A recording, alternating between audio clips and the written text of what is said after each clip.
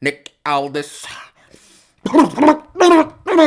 I'm back and I'm not gonna go anywhere because you are not going to attack the martyr who's trying to be the martyr, who's trying to be the martyr, who's trying to be the martyr, the martyr. Goodness gracious.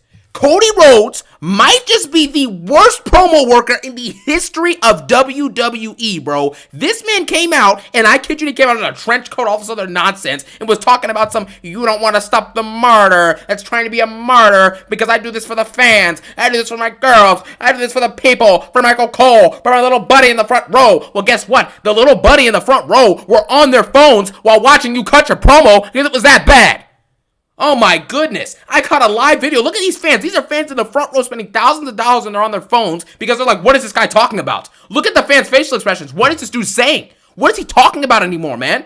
This was nonsense. As the last Smackdown episode of the year, I hope this is the last Smackdown episode of all time. This was atrocious. What a way to go out with a bang. One of the worst SmackDown episodes I've ever seen. So we're going to jump into it and break it down by everything that happened because this might be one of the worst episodes of all time. And it 100% is the worst SmackDown episode of the year. So let's get into the breakdown. Now, the show started off with Nick Aldis basically in a backstage video segment, basically saying, if Kevin Owens doesn't come out and, give us back the Winged Eagle Championship, which is supposed to restore honor and, pride into the WWE, if you don't give that back, then there's going to be a problem and you're going to get fired from WWE pretty much, right? That's how it started. So later in the night, it set up a segment, the promo that is just absolutely atrocious, which we're going to get to, between Kevin Owens and Cody Rhodes. Obviously, Kevin Owens did a solid job in it, but Cody didn't. But anyways, we'll talk about that later. Then we start off the real show with Bianca Belair's questioning ceremony, pretty much. Basically, they're backstage with Kathy Kelly, her and Naomi are, and Naomi is basically just, answering questions about Jade, and Bianca and Naomi are both talking about how important Jade is to them, and, how important it is to get her back and healthy, and how they're doing this all in honor of Jade, and how they're going to beat down the person who attacked her, and all this other stuff, right? Then you get actually out into the ring, and Nia Jax comes out, because it's a 3v3 women's tag match to start the show, and Nia Jax is basically saying, well, I think Bianca and Naomi, you're clearly trying to pin the blame on somebody else for attacking Jade, but in reality, one of you probably did it, because you seem to let go of Jade early, because you don't want Jade stealing your spotlight, something like that. This is actually a little bit interesting, I guess, because it's like, who did attack Jade, so that's cool, but at the end of the day, it doesn't really matter, right? Nobody cares about this stuff, at least for the current moment. Until Jade actually comes back and we get to the bottom of this isn't gonna matter. It'll be one of those stories with Triple H where he elongates it like 8 months, but nobody really cares what happens until the very last couple weeks. You get what I'm saying? So that's that. Then we actually get the actual match, which is utter boring nonsense. Naomi did a phenomenal job in this match. She did pretty much all the cool moves, the cool spots, and the good in-ring work. But outside of her, no one really contributed pretty much anything to this match. Tiffany Stratton got constantly tagged in and out because Nia Jax and Candice LeRae just can't stand her. And here's the thing.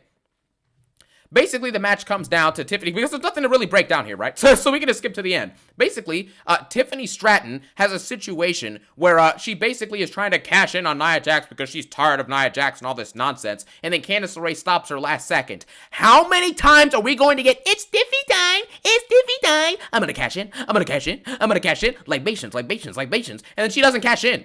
This is just boring, it's annoying, and it's absolutely ridiculous at this point. So somebody needs to do something about this, because at this point, I'm just irritated by it. It's very stupid, and it's just wasting Tiffany Stratton. Now, although Tiffany Stratton ended up losing this match because Candice LeRae kind of distracted her or whatnot, it set up Tiffany Stratton getting pinned by Naomi, but the problem is with this situation is that Tiffany Stratton next week is likely going to cash in. It will be a Nia Jax versus Naomi match for the WWE Championship for the second or third time in the last couple months, and what's going to happen is, probably Tiffany is going to cash in, because SmackDown is going to 3 hours, so they want a massive match to take place on the opening episode. And because they want something massive to take place on the opening episode, they're probably going to have Tiffany cash in or whatnot. But my problem is this. If Nia Jax says, geez, because she's known now for 2 or 3 months that Tiffany's been secretly trying to cash in on her and get in her way and be a backstabber or whatever you want to call it, right? If she's known this for 2 months and you have a new sidekick in Candice LeRae that you basically got like a month and a half ago, why are you even still around Tiffany Stratton? You should be trying to stay as far away from her as possible so she doesn't cash in on you. Or else the relationship's just going to keep on getting worse and she's eventually going to cash in. This whole story now makes no sense and it's absolutely ridiculous. So whether Tiffany wins or not, her championship reign is likely not going to be that good, just judging off of the way Triple H has been booking the last couple women's championship reigns in the last few years. So it's probably not going to be good. The last good women's championship reign, in my opinion, was Bianca's in 2022 and 2023. Outside of that, nothing's really happened with any of the belts ever since. So there you go. Then we get Nick Aldis, Sami Zayn, and Carmelo Hayes backstage. Carmelo Hayes is basically handing out these gift cards. He's saying like "Merry Himmas," and the gift is from him. And he's basically, it's a picture of him like hitting Braun Strowman with a chair last week on Smackdown. It's a pretty cool little moment. And Sami's basically talking to Nick Aldis. He's like, yeah, I need to talk. I want to get revenge on the Bloodline because they're on Smackdown or whatnot. And then Carmelo Hayes is like, the only reason you come to Smackdown anyway, Sami, is because you always get beat up by the Bloodline when you come here anyway, so who cares? And then Sami says, I don't know, I know you're new around here, but normally we let two people have conversations. And he throws like one of those cards that Carmelo has. He crumbles it up and throws it in his face. This sets up a match between Melo and Sami later in the night, which was probably the only thing that was average or above average on this show. Like, genuinely. Anyways, then we get to a Theory versus Braun Strowman squash match. I am done with Theory and Waller. They contribute nothing. They serve nothing. They serve no purpose to anything that's going on. And on top of that, Theory and Waller, outside of last week's Waller segment on a taped show, they have not had anything to do on SmackDown. Literally haven't been on the show, I feel like, in at least 3 to 4 months.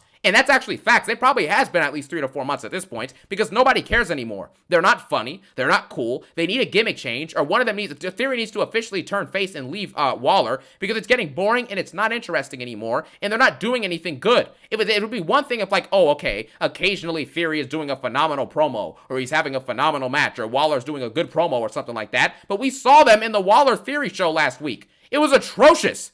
It was atrocious, and Braun Strowman's promo was even worse. So Braun Strowman beats the crap out of Theory, does the classic thing where like Theory's about to get hit, or no, Waller's about to get hit, and then he throws Theory in the way, and Theory gets clotheslined, and then Theory gets pinned, and then that's it. And he comes in this stupid outfit too. It's just really weird, man. Like, this whole thing with Waller and Theory is a failed experiment. Theory actually has some talents. He's good in the ring. He's a good seller. He's got some sort of charisma, at least a little bit. He can actually be a decent mid-carder or something. But the fact that he's been relegated to barely being on TV the whole year and then doing nothing meaningful when he is on TV, besides jobbing out and doing 1 or 2 good sells in a 5-minute match, is absurd. So I'm done with this, man. But Braun Strowman wins this match, and that's it. Then we get Chelsea Green and her segment. Basically, Chelsea Green comes out, and she's basically doing the United States Championship ceremony, right? So, Chelsea Green comes out. She's like, thank you all for this moment, and let's start thinking about not what I can do for you, but what you can do for Chelsea Green. Because now it's red, white, and green. You know what I'm saying? And Chelsea Green's like, yeah, I'm going to bring back sexiness and greatness and talentedness and all these other talents to my championship reign because she's the longest reigning women's U.S. champ ever, which is a pretty funny thing. The first couple minutes Chelsea Green was speaking, it was a decent promo considering the other stuff that happens in the women's division, right? And just in general, I guess. I mean, at the end of the day, nobody's really cutting good promos, men or women's division anymore. So, it is what it is. However, right, Chelsea Green, after the first 2 times she talked, she just started rambling. She pulled a Cody Rose and just started bringing up random things. She was like, yeah, well, I'm going to do this. I'm going to do that. I'm going to bring this back to the championship. I'm going to do this. I'm going to be special. I'm going to help out with this. I'm going to do that. Michin, I'm going to beat you in this. You're going to do this. Like, everyone tuned out. The crowd absolutely died after 2 minutes of this promo, and you can tell if you watched it. They just absolutely died because Chelsea Green just started yapping. I don't even remember what she said for the last couple minutes, but then she brought up Michin, and then Michin basically comes out. Crowd absolutely evaporates and disappears because nobody cares about Michin and Chelsea Green in a feud. I said this about the U.S. Championship, and it's the same thing with the Women's Intercontinental Championship. These belts are going to mean absolutely nothing in about 1 or 2 months.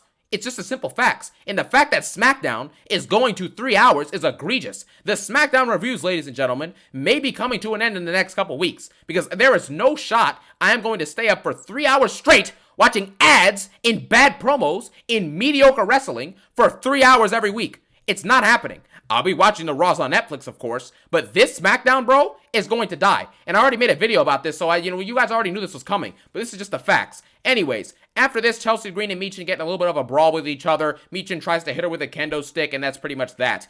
Nobody cares about this. I'm kind of already bored with all this stuff, but Chelsea Green did a decent job here for what she was given, and that's pretty much that. Then we get DIY backstage with the Street Profits. Nick Aldis is questioning them as to, how in the world or who attacked, the Street Profits. Man, how do you guys feel about their attack? And DIY is like, man, it's awful that happened to them. It's pretty funny, right? They're like, how did that happen? How did that happen to the Street Profits? Who beat them up? And it's just very stupid because at the end of the day, how do the Street Profits not remember who beat them up? Right? It doesn't make any sense. Nick Aldis is questioning DIY, did you attack them or not? How do the Street Profits not remember who beat them up? What? Doesn't make any sense. And then Pretty Deadly comes back there, and then Nick Aldis is like, yeah, Pretty Deadly's like, yeah, we'll tell you who attacked them because we're eyewitnesses, but we'll only tell you for a quick little paycheck, right? A quid pro quo, as some may call it, right? But then right? What's it called? The Street Profits, they're basically like, yeah, who did this? Who did this, bruh? And Nick Aldis is like, yeah, well, we'll have a bunch of time for your musical or whatever when you're unemployed. Now tell us who did it. And that was a funny moment. Nick Aldis cooked in that little backstage segment, but then Pretty Deadly proceeds to say, that it was basically Garza, right, from Legado del Fantasma. They did it. And then DIY brawls with Legado del Fantasma backstage. This sets up a match that happens in the ring. And quite frankly, I don't really care what happens with the Street Profits as far as what's currently being constructed. I've already gone through it many times how talented Montez Ford is, how talented Angelo Dawkins is, and the fact that they're relegated to being undercard jobbers for what seems like an eternity is just absurd. Right? I don't really care. So what? They beat Legado del Fantasma. Cool. Montez Ford did his couple of amazing moves, which pretty much every move he does is really good. Same thing with Dawkins. But they're not going to go anywhere. They're not going to win any gold anytime soon, because if they would have done it, it would have already happened already. If DIY, the War Raiders, the Motor City Machine Bums, and all these other teams are getting tag team championships, Carlito and Finn Balor, or Finn Balor and JD McDonough, if all these people are getting world championship gold, and the Street Profits haven't gotten anything in like 5 or 6 years, then why would I think that the Street Profits are going to get anything anytime soon? It's not going to happen.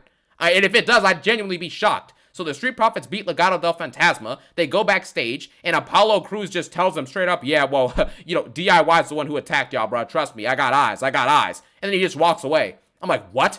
What was the point of this? Apollo Crews just knows everything now? He's just a genius? He's a walking legend? You know what I'm saying? Like, Apollo! You know what I'm saying? Apollo! But come on, man. So that was pretty much that. The Street Profits are now just relegated to doing absolutely meaningless nonsense now, and that's pretty much that. Then we get Sami Zayn versus Carmelo Hayes. This, I would say, is the only thing I actually enjoyed tonight besides the first, minute or two of Chelsea Green's segment. Pretty much what happens is that Sami Zayn and Carmelo, it's like a 10-minute match before interruptions come in, but the in-ring work rate is good. Carmelo does some really super athletic stuff, bouncing off of the ropes, a bunch of counters. Sami Zayn has this really nice spot where he catches Carmelo Hayes trying to do, that turnaround clothesline, and he catches Mello, and then hits him with the Blue Thunder Bomb, which was good. Carmelo Hayes hits him with that moving backwards DDT, you know what I'm saying? It was a really, really good move off the, a springboard DDT thing, really cool there. And Carmelo Hayes, quite frankly, and Sami Zayn, it's just a good in-ring combo, right? Mello has great athleticism, Sami Zayn is sneaky athletic and also has a good in-ring moveset, so it made the match pretty entertaining, and I like what I was watching. And there were some moments there where Carmelo's talking trash and whatnot, so that made it cool as well. Melo's starting to get even more over as a heel, which I like, because quite frankly, Carmelo Hayes is probably the most talented guy on Smackdown now outside of LA Knight, because Roman Reigns and Jey Uso and all those other people like The Rock and them are all going to probably be heading over for Raw on Netflix. So now you're left with Carmelo Hayes, LA Knight, and that's pretty much it. And Kevin Owens. And Randy Orton when he eventually comes back. But until that's all you got. You got 4 or 5 dudes who are actually super talented on this show. Other than that, it's over. You get what I'm saying? It's just done. You have the Street Profits too. They're decent. Well, actually, no. Street Profits are really good in my opinion, talent-wise. They're not booked that way, but you get the point. And then that's pretty much it. That's all you got, right? Bianca, yeah, and then who else? Your talent pool is extremely short in general already, just looking at the roster, and now you're pigeonholed down on SmackDown to 5 people, and you're going to have to fill out a 3-hour show? Are you kidding me? The 3-hour show, we need to talk about this. SmackDown becoming 3 hours is a monstrosity. I don't understand how they're actually going to be able to do this, and I don't know why they think this is a good idea. The viewership is going to tank. Why in the world would anybody want to sit down and watch 50,000 ads with mediocre wrestling, boring promos, and boring storylines for 3 hours every Friday? Does that sound good to anyone? Is anyone interested in that? Probably not, because I know I'm not. So yeah, the 3-hour thing on SmackDown, I think it's absolutely nonsensical, and I think it's absolutely, utterly ridiculous. But if people are going to sit down and watch it, I would genuinely be shocked, but I'm expecting the viewership to absolutely tank, and the crowds will be dead by 2 hours in, because nothing is happening. Just think about how much filler and boring nonsense and meaningless matches and stories are already shoved into a 2-hour time span. Now elongate that show to be 3 hours, and just think about the more filler and garbage that you are going to have to deal with. You may get 1 or 2 extra segments that may end up being good in that extra hour, but most of it is just going to be ads, filler, and bad content, because if your roster is not good, you're not going to get a good show. I don't care how short the show is, I don't care how long it is, but this is just unacceptable. 3 hours for this nonsense is egregious. I may watch next week's episode in full, but after that, I don't know how I'm going to be able to keep up with these reviews anymore, because there's no way I'm watching this for 3 hours a week. Absolutely not. I'll be honest with you guys. Anyways, after this Sami Zayn versus Mello match, Mello rolls out of the ring to try and avoid getting, Huluva kicked or whatnot, And then Braun Strowman is waiting for him up on the ramp. Braun Strowman basically comes out. Melo looks shocked and everything like that. Melo gets picked up by Braun Strowman, and then they kind of like move backstage or whatnot. Then Melo comes back out, and then Braun Strowman's looking in the ring at Sami Zayn, and he sees him getting attacked by the Bloodline because Solo, Jacob Fatu, and Tama Tonga show up and beat the crap out of Sami again. And Braun Strowman goes out to the ring and gets absolutely destroyed. He pushes around the Bloodline for a second or two and then gets killed. And that's pretty much that. It really is that. The Bloodline just dominates him. They spike Sami twice. And that's pretty much the end of the discussion with this segment. But the problem is this, because it's not the end, because I just realized something that I've been thinking about for a little while here. Where is Jey Uso? Where is Jimmy Uso? I know he broke his foot, but he was at a live event a couple days ago. You know what I'm saying? He was hurt. He was beating up Drew McIntyre with a crutch a couple weeks ago. You know, Roman Reigns is completely healthy. He hasn't been seen since Survivor Series. What is the point of all this? They were just teaming with this dude, and they were calling him family. And yeah, we family, Oos. I got you, Oos. I got your back, Oos. And Jey Uso's nowhere to be found tonight. Jimmy Uso, nowhere to be found tonight. Roman Reigns, nowhere to be found tonight. Paul Heyman, nowhere to be found tonight. CM Punk, nowhere to be found tonight. Seth Rollins, who said he's a great friend of Sami Zayn and he's going to be there to help him, nowhere to be found tonight. So what is the point of this? Sami Zayn just consistently gets beat up and his quote-unquote bloodline brothers are never there to help him? What is that? It's nonsensical, it's egregious, and it makes absolutely no sense. So, whatever, man. I think I just said it makes no sense twice, but anyways, you get the point. I'm flustered, I'm riled up, and this was garbage. Now, we get to the main event. This may be one of the biggest disasters that I've ever seen in the history of professional wrestling. Cody Rhodes is arguably the worst promo worker in WWE today. Obviously, that's exaggeration and hyperbole, but Cody Rhodes is a very bad promo worker considering his position on the card and in the company. As the WWE champion, the quote-unquote workhorse, who took the John Cena schedule but only has 7 title defenses in 270 days, but apparently he's the workhorse, right? A champion, a captain, a North Star, the industry, I respect you. And I'm going to have to turn my camera on for this, because this is absolutely egregious. Before I get to Cody's part of the promo, I have to say, Nick Aldis and Kevin Owens are out there in the ring, right? They're just chilling out there. They're about to talk to each other about, Kevin Owens relinquishing the championship. Kevin cuts a pretty solid promo basically saying, this is my only ticket to get back the rightful title that I never really lost, yeah? I'm gonna take back my title that I never lost, yeah? Never lost, yeah? So anyways, Kevin Owens is basically saying that that's his free ticket to get his championship match that he really deserves, because he didn't lose to Cody Rhodes fairly, which is true. He had him out for like a 10 to 15 count, but the ref fell out of the ring. So technically, Kevin Owens feels like he's the rightful winner, rightfully so. And as Kevin Owens is sitting there thinking about whether to give Nick Aldis the championship or not, because he knows if he gives it up, he's going to lose his opportunity or whatnot, whatever. And he wants Cody to come out and give him a championship shot, but Cody's hurt, in his opinion. And then we hear the music of Cody Rhodes. He comes out, he gets a very nice pop from the crowd, and Cody Rhodes proceeds to say absolute nonsense for 5 minutes straight. Now here's where the camera comes on. Cody Rhodes basically comes out there and says something along the lines of, well, Nick Aldis. First, the camera pans to him. He's like, you're not the Grinch. What are you doing? Anyways, Cody comes out there. He's basically like, well, Nick Aldis, I'm not going to back down. I'm going to fight.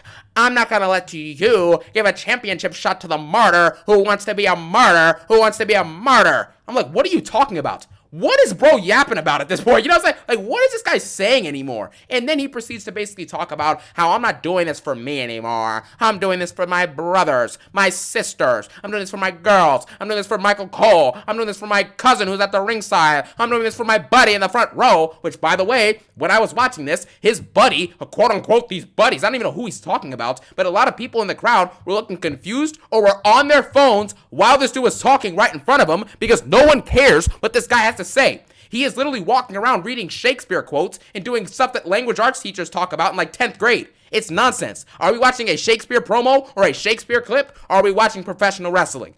That is the question that we have to ask ourselves, because I don't know what to do with Cody Rhodes at this point. He proceeds to basically say, when you met me, I was naive. I was fighting for myself, and now I'm fighting for all my little buddies, and for my family, and for my friends, and for the crowd and the people. A bunch of pander pop nonsense. He says the same thing, and that's why Kevin Owens actually, funnily enough, makes fun of him. And Kevin Owens is like, hey, my family, I'm fighting for my family. Because I'm sure a lot of fans thought the same thing, that Kevin Owens was acting out. And that's basically the end of this. And then Cody Rhodes yells at him to shut up.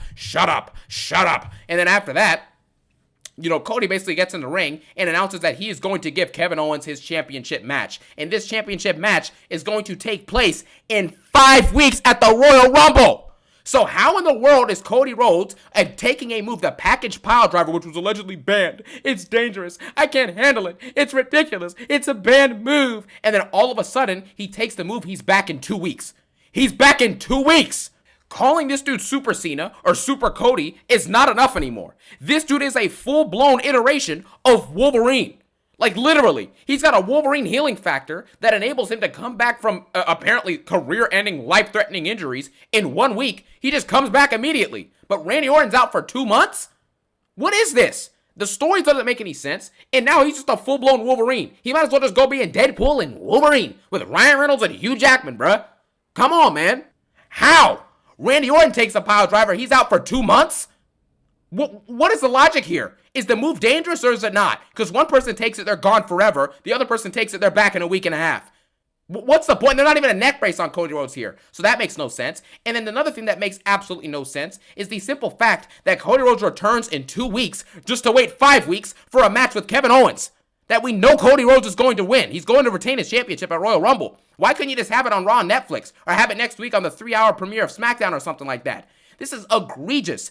WWE is wasting our time with Cody Rhodes and Kevin Owens in this stupid feud. What are they going to do for the next 5 weeks? Just talk about martyrs and libations and Dusty and Stardust and libations and libations and libations and libations? Come on, man. This is egregious. The fact that we actually have to sit here and watch these promos and these segments and then they're going to boost the time limit to even another extra hour of this crap? Really? Again, I don't know what to say about SmackDown anymore. This episode was a disaster from top to bottom. We're now going to have to wait 5 months, or 5 weeks, I should say, for a predictable match that we already know the outcome of. We know how it's going to go, and it's a ladder match, so both of the titles are going to be up there. Cool, whatever, nobody cares. Then we had Sammy versus Mello. That match was decent. Chelsea Green segment was mildly decent. The DIY Street Profits Legado del Fantasma stuff with Apollo Crews was all nonsense. Austin Theory got squashed by Braun Strowman. And then the Tiffy time stuff is boring and nonsensical. So overall, we have one of the worst SmackDown episodes of the year. This was an absolute and utter disaster. Nothing made any sense. Nothing was interesting. Nothing was hype-inducing. And nothing felt meaningful, and on top of that, everything was just poorly executed. The promo quality is not good. The match quality for most of these wrestlers is not really that great in my personal opinion, and I was overly bored, uninterested, and absolutely disappointed and disgusted in the quality of tonight's episode. This is going to pull a solid 2 out of 10 for me. It's obviously not the worst SmackDown of the year, but it is 100% close. I can't think off the top of my head of a worse episode than this right now. So right now, it's going to be one of the worst, if not the worst episode of the year for SmackDown. It went out with a bang, and this episode was crap. Everyone, I hope you guys enjoyed this video. Let me know what you thought about SmackDown in the comment section below. And as always, I hope you guys have a phenomenal day. Peace out. One love.